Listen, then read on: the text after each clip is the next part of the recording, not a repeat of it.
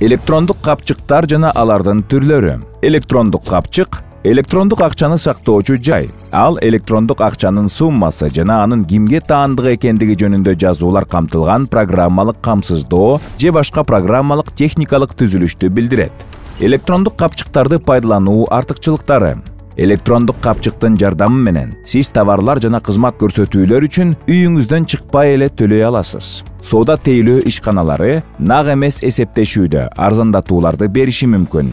Сатуудан салык төлөөдөн бошотулат. Нак акча алып жүрүү зарылчылыгы жок. Демек акчаны уурдатып жиберүү тобокелдиги жаралбайт. Электрондук акчаны колдонуудагы коопсуздук чаралары эпидемиологиялык кырдаалдан көз каранды болбойт. Тескерисинче, электрондук акча бул товарлар жана кызматтар үчүн акыны коопсуз, ыңгайлуу жана чектөөлөрсүз төлөөгө 24 саат бою ар кандай шарттарда, анын ичинде адамдардын бир жерден экинчи бир жерге баруусу чектелген өзгөчө кырдаал жана өзгөчө абал шарттарында бири-бирине акча которууга мүмкүнчүлүк берген технология. Бирок электрондук капчыкты колдонууда жөнөкөй коопсуздук эрежелерин сактоо зарыл.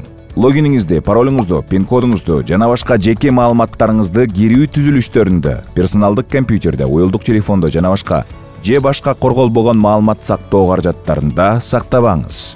Логиниңизди, паролуңузду, пин-кодуңузду жана башка жеке маалыматтарды сыр сактаңыз, ачыкка чыгарбаңыз же башка бирөөгө айтпаңыз. Аларды жеткиликтүү жерлерде жайгаштырбаңыз. Пин-кодуңузду, паролду мезгил менен алмаштырып туруңуз. Атыңыз же туулган күн сыяктуу коргоо деңгээли төмөн паролдорду колдонбоңуз. Пароль 6-дан кем эмес белгиден турууга тийиш. Тамгалар, ичине жана баш тамга, атайын белгилер жана сандар. Электрондук капчык боюнча жаңылыш учурларды же авторизацияланбаган операцияларды байкап туруу үчүн операциялардын таржымалын жана капчыктагы калдыкты үзгүлтүксүз текшерип туруңуз. Жеке кабинетке кирүү үчүн кокустан тандап алынган мобилдик түзүлүштөрдү коомдук жайларда, компьютердик клубтарда, итепканаларда жана башка орнотулган коомдук же текшерилбеген компьютерлерди колдонбоңуз. Жеке кабинетиңизге кандайдыр бир иш-аракеттерди жасоодон мурун персоналдык компьютер же уюлдук телефон аркылуу жеке кабинетиңиздин түп нуска веб баракчасын колдонуп жатканыңызды текшерип алыңыз.